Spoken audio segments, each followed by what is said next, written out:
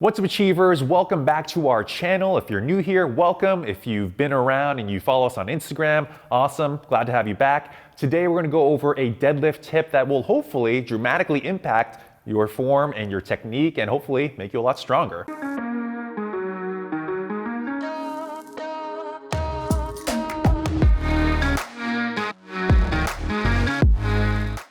So in the most basic form, the deadlift ideally should go from point A, and then when you're standing up, to point B in a straight line. And when you look at it in this sort of kind of like zoomed out view, all you're thinking about is pushing down into the floor with your lower body and having that force go directly up. Now, with deadlifts though, there's a lot more nuance attached to it than just going from point A to point B. Because the bar is out in front of you, now you're introducing a force that is actually kind of coming forward, all right? So when you're set up right here, if you're not careful, the bar is gonna end up pulling you forward. And this is where we see a lot of mistakes. A lot of people can figure out how to get their backs in a good position and how to get their bodies aligned in proper form and all that, and they understand general technique principles. But something that they really neglect and lack is this understanding of trying to fight back against the bar before the deadlift even begins. And this is something that we call wedging, all right? And this is a common powerlifting term to be able to wedge yourself in position to counteract those forward forces and be in a more balanced and efficient bar path as you're lifting the barbell back up off the floor, all right? So here's what it looks like. Because the weight is out in front of you, you have to think about getting your weight back. But it's not just about shifting your weight back, because that's what this is gonna look like. We tell people to set their hips back, and they're just gonna do this. They're gonna feel very off balance to the point where their toes are gonna lift up, where they feel just uncomfortable doing that. So it's kind of like this, almost like this spiral effect, this half spiral that happens where you're not only thinking about sitting your hips back and shifting your weight back, but you're also lowering your hips down while simultaneously lifting up on the bar.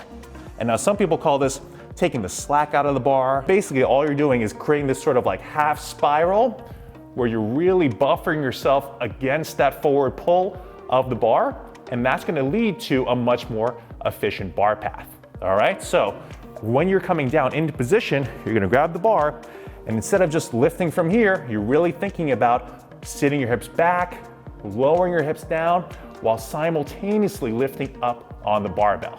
All right, so this should all occur before the bar even breaks off the floor. And all this means is that you're in a really good position to then lift up off the floor in a really straight and efficient bar path. All right, so even right here, you should feel a ton of lower body, quad, lower back, hamstrings, glutes, all really engaging to maintain this sort of pressure. All right, so you're going to the point where if I suddenly magically had the bar disappear, you should actually be falling backwards. So you're really leveraging yourself against that bar in order to have equal distribution of forces so that when you finally press into the floor, it makes for a much more efficient bar path. All right, so now we've talked about wedging. Now it's trying to figure out how to implement this into your training, because just by me telling you this or showing you some diagrams of this, it's not gonna immediately fix things. What you wanna think about is how to incorporate some of these techniques into your training in order to have it really stick and ingrain with your current lifting form, all right? So what you wanna think about doing is, let's say during your warm-ups or right before your deadlift days, something that would really help is coming down in position and doing what's called wedge holds. So you get down, you grab the bar, and then from there, you do your half spiral wedge, and you just hold it. Hold this position right here. Your weight should be along the middle of your foot, closer towards your heel. You're gonna hold this for 5 seconds, and then stand back up and relax out of it, and shake it out. And then you're gonna do it again. Again, grab on tight, lower your hips down, chest up, pulling up against the bar, but not actually lifting. Hold for 5 seconds, and then come out of it and then relax.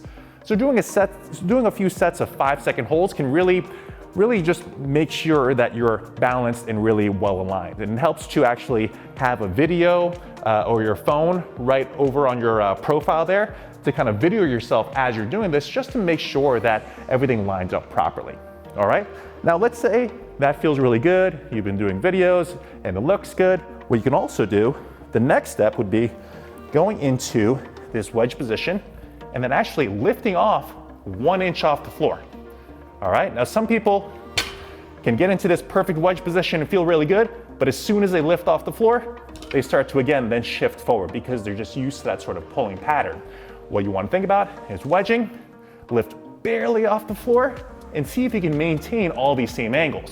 If you find that your hips shoot up, your back rounds, you lean forward and all these sorts of things, then that means that you're not wedging and really getting into a better position right off the floor, okay? Which is really what we're looking for. So what I'd recommend there is going into your wedge position, holding for a couple seconds, and then performing your 1 inch lift off and holding that for a couple seconds, and then just lowering the barbell back down. And doing that for sets of maybe 2 to 3 reps before your deadlift days, all right? Now, let's say that feels pretty good. You've been videoing yourself from the side and your form looks good and you're not tipping forward or hips aren't shooting up or your back isn't rounding. Then I'd recommend the next step. So you'd come down and you'd perform a 1 inch pause deadlift where you're here, you wedge, lift off 1 inch, hold for a second or two, and then you actually stand up and complete the lift. All right, so let me show you one more time. You're gonna get into your position, wedge, chest up, lift off 1 inch off the floor, and then stand up tall. All right, and then lastly, it's just pull it all together, right? So you're here, you come down, you grab on the bar, you lift up on it as you wedge, and then from there, you lift off the floor, all right?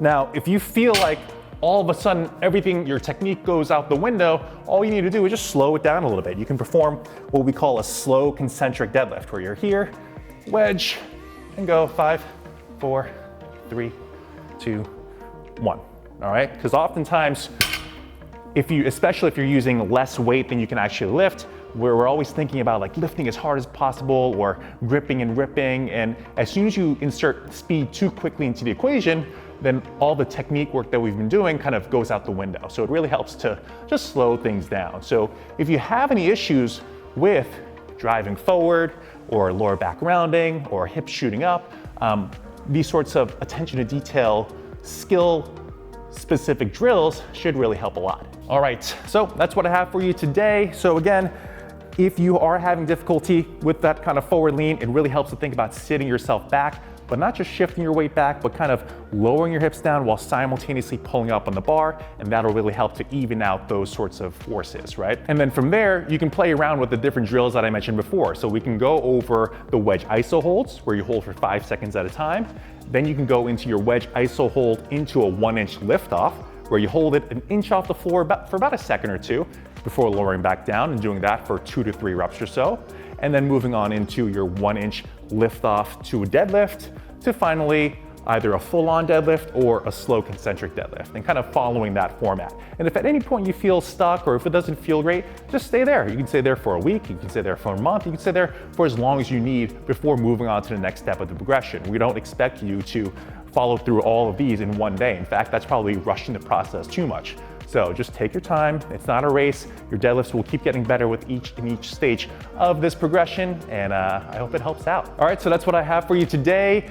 Please like, subscribe, do all the YouTube-y type things. We're new to this whole YouTube thing, so we hope that you do all the stuff that YouTubers usually recommend. At any rate, please leave in the comment section below if you have any suggestions for future videos. But until next time, sweat out, happiness in.